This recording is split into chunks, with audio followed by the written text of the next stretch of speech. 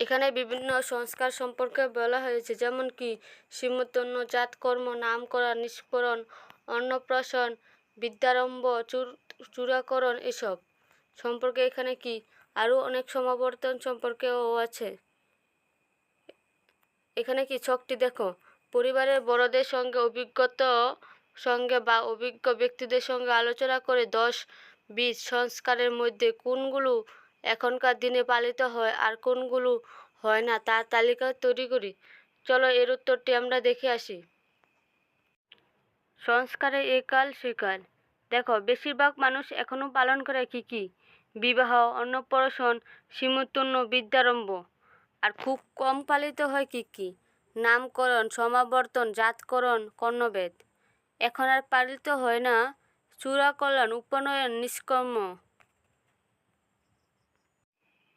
দলে বা জোড়ায় তোমার পছন্দের কোনো একটি ধর্মীয় অনুষ্ঠান, পূজা, আচার সংস্কারের উপকরণ সংগ্রহ করে প্রদর্শনীর আয়োজন করো। সংগৃহীত সবগুলো উপকরণের একটি তালিকা তৈরি করো। চলো এর উত্তরটি আমরা দেখে আসি। আমাদের সংগ্রহীত উপকরণ। এখানে কি উৎসবের নাম এবং উপকরণ দেওয়া আছে। উৎসবের নামের প্রথমে আছে দুর্গাপূজা। দুর্গাপূজার উপকরণ কি কি লাগে? প্রতিমা, ফুল, বেলপাতা, বস্ত্র, নৈবেদ্য ইত্যাদি।